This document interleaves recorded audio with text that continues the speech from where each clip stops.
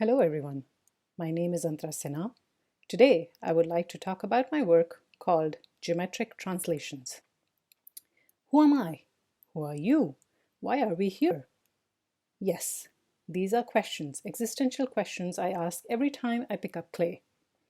Kanjiro Kawai, a renowned Japanese potter, wrote a poem entitled Who is Moving This Hand of Mine?, in which he essentially states that one can make a bowl of clay, can make it round and smooth, but until it is fired, it cannot be used.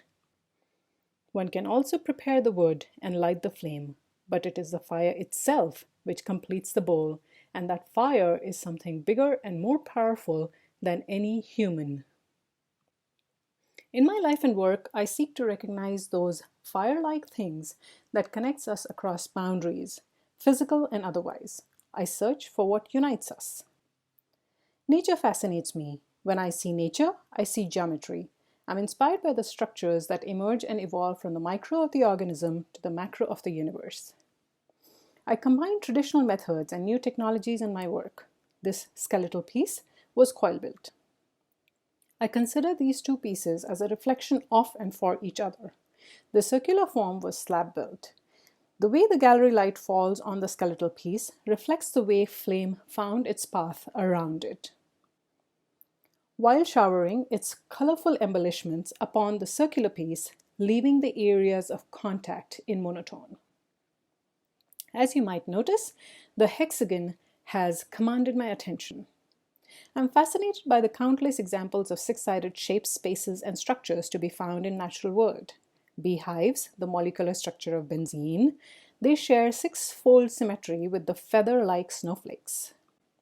In 2006, I was in search for simplicity, surety, and stability. I explored root forms, rendering a sphere, a cube, and a tetrahedron. And while playing with some scraps, I pressed a tiny ball of clay between the index finger and thumb of both hands and discovered a form that I call tetrarch. This form has grown to become a central theme of my artistic output. I learned to use SolidWorks for rendering this form in a computer-animated design program. This design was then translated into insulation foam with the use of CNC mill, which was then made into plaster molds for slipcast. Some designs were carved directly in plaster.